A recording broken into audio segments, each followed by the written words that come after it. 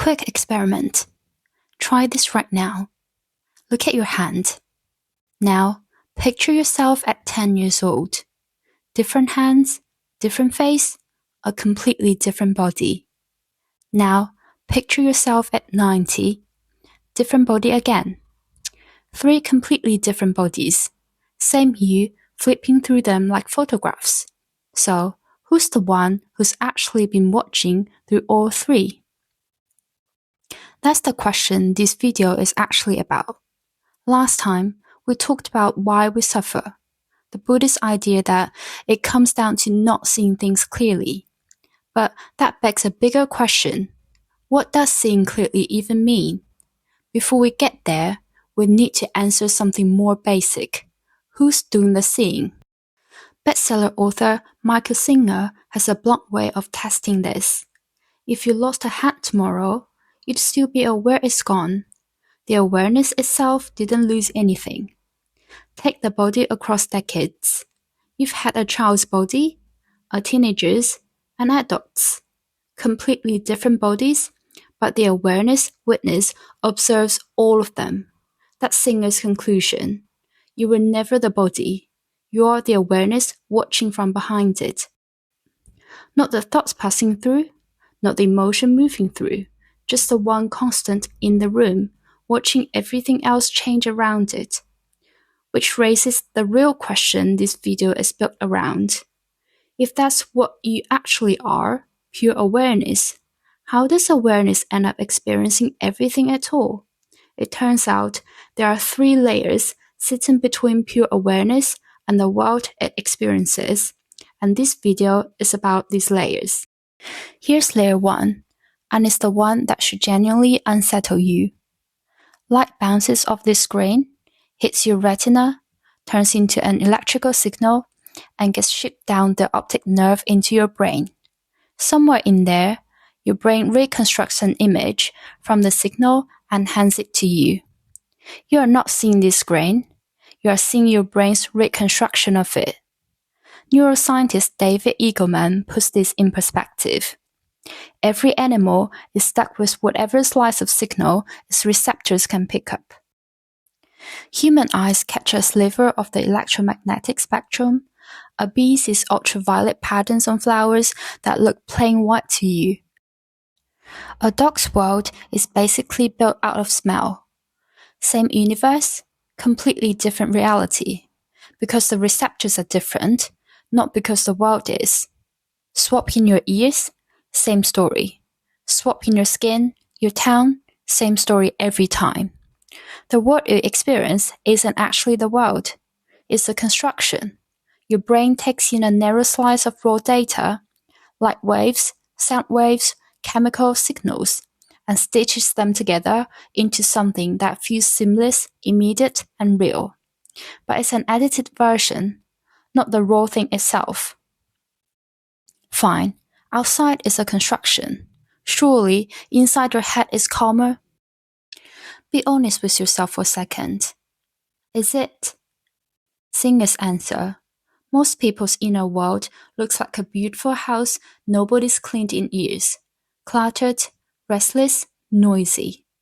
Facing this, we do the obvious thing. We try to fix the inside by rearranging the outside. New relationship, new job, new purchase, new distraction, new drink. Anything to take the edge off. However, that never works. It's a bandage on a problem it can't reach. Here's why.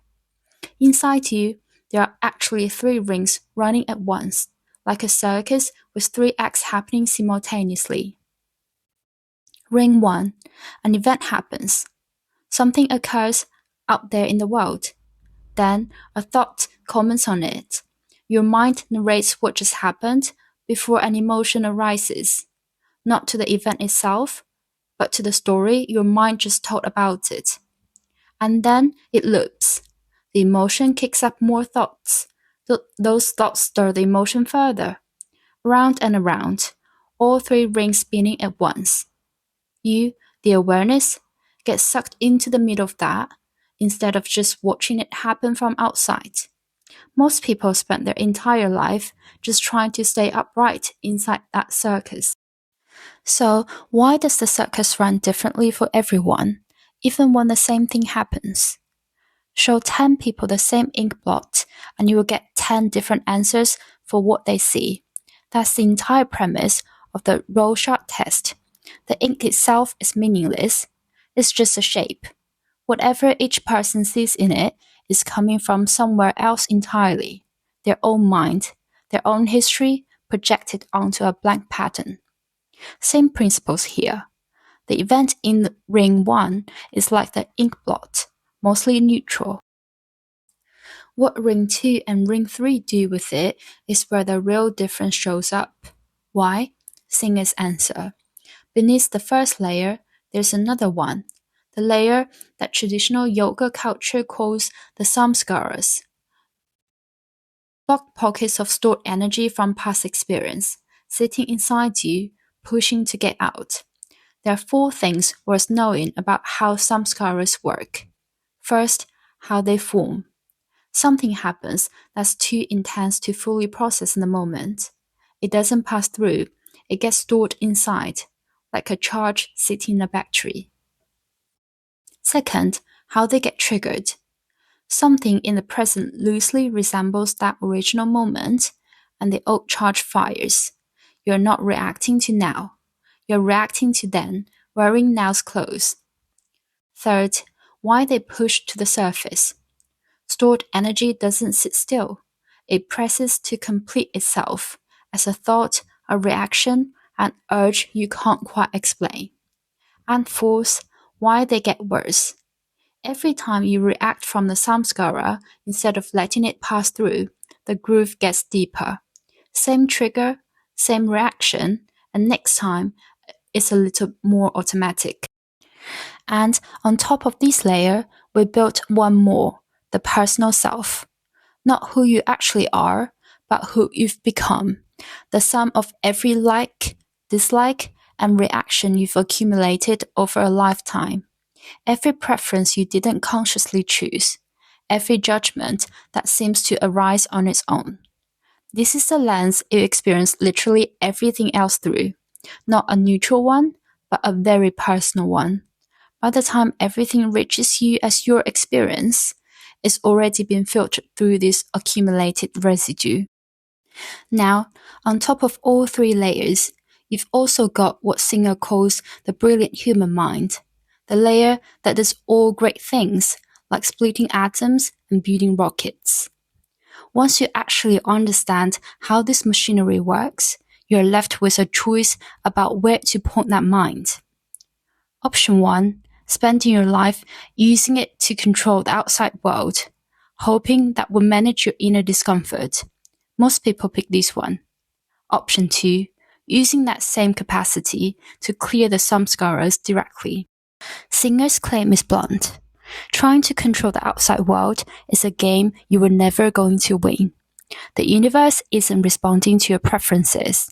It's the result of billions of years of impersonal cause and effect. Trying to force reality to match what your personal mind wants isn't just hard. Singer says it's the root of suffering. Full stop.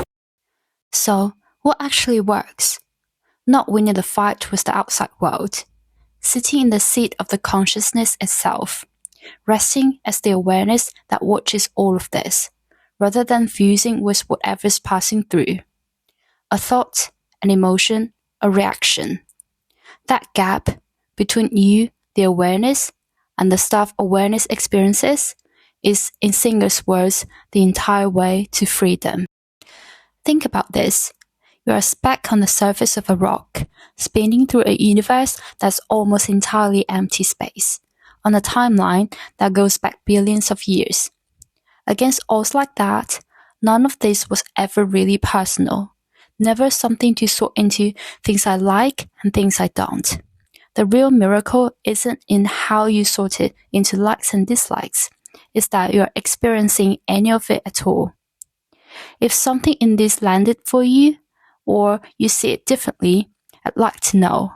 That's what the comments are for. And if this kind of thinking is useful to you, there's more of it coming. Thanks for spending this time with me. I'll see you in the next one.